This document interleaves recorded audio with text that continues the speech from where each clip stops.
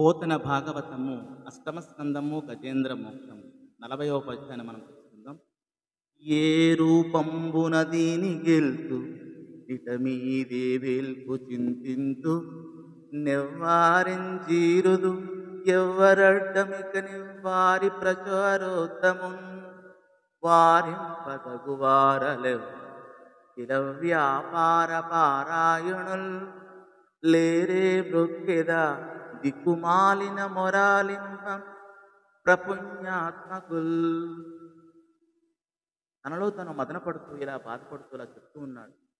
ఏ రూపంబున దీను గెల్తు ఇట మీదే వేల్పు చింతింతు నివ్వారించీరుదు ఎవ్వరడ్డమిక నివ్వారి ప్రచారోత్తమున్ వారింపందగు వారలెవ్వ రకిల వ్యాపార పారాయణుల్ లేరే రొక్కెద దిక్కుమాలిన మొరాలింపం ప్రపుణ్యాత్మకుల్. ఈ మొసలిని ఏ విధంగా నేను జయించగలను? ఇకపై నేను ఏ దేవుణ్ణి ప్రార్థించను? ఎవరిని పిలవాలి? ఎవరు నన్ను రక్షిస్తారు? ఈ మహామొసలిని ఆపే శక్తి కలవారు ఎవరు?